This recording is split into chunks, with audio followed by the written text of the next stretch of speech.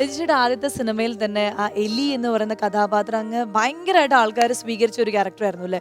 അപ്പോൾ ആ ഒരു സിനിമയുടെ എക്സ്പീരിയൻസ് അല്ലെങ്കിൽ എന്തൊക്കെയാണ് അതിന്റെ ഒരു നല്ല ഓർമ്മ? ഇപ്പൊ കുറെ വർഷമായല്ലോ, ഓർക്കുമ്പോ പെട്ടെന്ന് മനസ്സിലേക്ക് വരുന്നു 5 വർഷമായി. 5 വർഷം ഒരു നല്ല ഓർമ്മ എന്ന് പറയുമ്പോൾ പെട്ടെന്ന് ഏതാ വരുന്നത്? എനിക്ക് തോന്നുന്നു കരിക്കും വെള്ളത്തിൽ ഏറ്റവും എനിക്ക് ഇൻട്രസ്റ്റിംഗ് ആയിട്ട് തോന്നിയ ഒരു കാര്യം എന്ന് പറഞ്ഞാൽ എപ്പോഴും നമ്മൾ ഒരു ഒരു ഒരു റിലേഷൻഷിപ്പ് ബ്രേക്കപ്പ് ആകുമ്പോൾ അല്ലെങ്കിൽ ഒരു പ്രണയ നൈരാശ്യം വരുമ്പം എപ്പോഴും നമ്മൾ കാണിക്കുന്ന മിക്കവാറും സിനിമകളിലും നടൻ്റെ അല്ലെങ്കിൽ പുരുഷന്റെ പോയിന്റ് ഓഫ് വ്യൂലായിരിക്കും അവരെത്രമാത്രം വിഷമിക്കുന്നു, അവർ കള്ളുകുടിക്കുന്നു, അവരുടെ കരച്ചില്.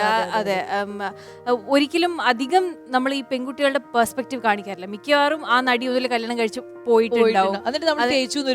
അതൊരു വൃത്തികെട്ട പേര്, എനിക്ക് ഇഷ്ടമില്ലാത്തൊരു വേർഡാണ്. അല്ല പറയുമോ ഞാൻ. അപ്പൊ പെൺകുട്ടികൾക്ക് എന്താണ് സംഭവിക്കുന്നത്, അതായത് വിഷമം രണ്ടുപേർക്കും ഈക്വൽ ആണ് എന്നാണ് ഞാൻ പറയുന്നത്. അപ്പൊ ആര് തീരുമാനം എടുത്താൽ പോലും നമുക്ക് നല്ല മൊമെന്റ്സ് ഉണ്ടായിരുന്ന ഒരു കാര്യം ഇല്ലാതാവുമ്പം വിഷമം രണ്ടുപേർക്കും ഈക്വലി ഉണ്ടാവും. അപ്പൊ അത് കാണിക്കുമ്പം പെണ്ണിന്റെ പെർസ്പെക്റ്റീവ് നിന്ന് കാണിച്ചത് എനിക്ക് അതും കൂടെ കാണിച്ചത് എനിക്ക് ഇഷ്ടമായിരുന്നു. അതുകൊണ്ട് തന്നെ നമുക്ക് ഈ കള്ളു കുടിച്ച് കരയുന്ന സീന് ഒക്കെ രാത്രി ഇപ്പോഴും അതിന്റെ റൈറ്റർ നവീൻ ഭാസ്കറാണ്.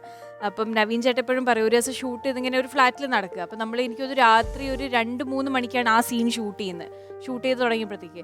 അപ്പം നവീൻ ചേട്ടൻ പെട്ടെന്ന് ഫ്ലാറ്റിലോട്ട് കയറി വന്നു, ഷൂട്ട് നടക്കുന്ന ഫ്ലാറ്റിലോട്ട് പുള്ളി കയറി വരുമ്പോൾ പുള്ളി കാണുന്ന സിറ്റുവേഷൻ എന്താണെന്ന് വെച്ചാൽ ഹാളിൽ എല്ലായിടത്തും എല്ലാവരും ഇങ്ങനെ മയങ്ങിപ്പോകും. കാരണം അത്രയും നേരം ഷൂട്ട് ചെയ്തിട്ട് ക്രൂ ഒക്കെ കുറെ പേര് ടയേർഡായിട്ട് പുള്ളി ഇങ്ങനെ ഏങ്ങി അടിച്ച് കരച്ചിൽ കേൾക്കുന്നുണ്ട് ഏതോ മുറിന്ന്. അപ്പോൾ പുള്ളി എന്താ സമയം എല്ലാവരും ഉറങ്ങുന്നു, ആരും മൈൻഡ് പോലും ചെയ്യുന്നില്ല.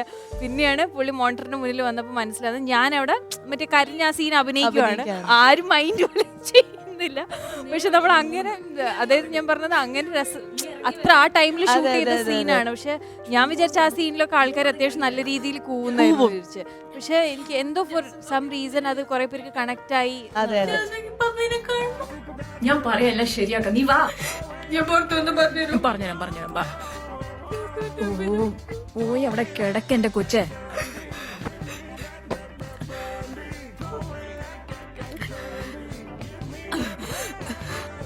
ജാസു എന്താടി? ജാസു പറ. ജാസു ഇത് കൊച്ചെ, കല്ല് വേണമെന്ന് ഞാൻ വാങ്ങി തന്നിട്ടുണ്ട്. നിന്റെ അടുത്ത് 1000 വട്ടം പറഞ്ഞോണ്ട് അവര് പിന്നാലെ പോകരുതെന്ന്. അവൻ തന്നെ ഇട്ടേച്ചു പോയി, ഞാൻ തേനാ ചുമ്മാ മനുഷ്യനെ. ജാസു ഒന്ന് നോക്കുവോ?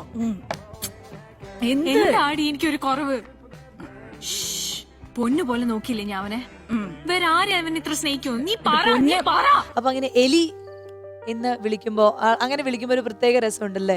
വേറെ ക്യാരക്ടേഴ്സിന്റെ പേര് വിളിക്കുന്നേക്കാളും എലി എലി എന്ന് വിളിച്ചു നല്ല രസമായിരുന്നു. കോഴിക്കോട്, അതായത് ഞാൻ കോഴിക്കോട് വരെയാണ്. അപ്പൊ ഈ ഷൂട്ട് കഴിഞ്ഞ് അത് കരിക്കുംവെള്ളം ഇറങ്ങിയ സമയത്ത് ഞാനിങ്ങനെ SM സ്ട്രീറ്റിലൂടെ ചുമ്മാ ഞാൻ എന്തോ മേടിച്ചോണ്ട് ഇങ്ങനെ നടക്കാം. അപ്പൊ ഞാൻ പെട്ടെന്ന് ആരോ എലി ഞാൻ ചാടി ഇങ്ങനെ ചുറ്റും നോക്കുക. അതായത് റോഡിൽ എലിയൊക്കെ ഉണ്ടാവും നമ്മൾ കാണുന്നല്ലോ. ഞാനിങ്ങനെ എലി, പിന്നെയാണ് എനിക്ക് മനസ്സിലായത് എലി എന്നുള്ളത്.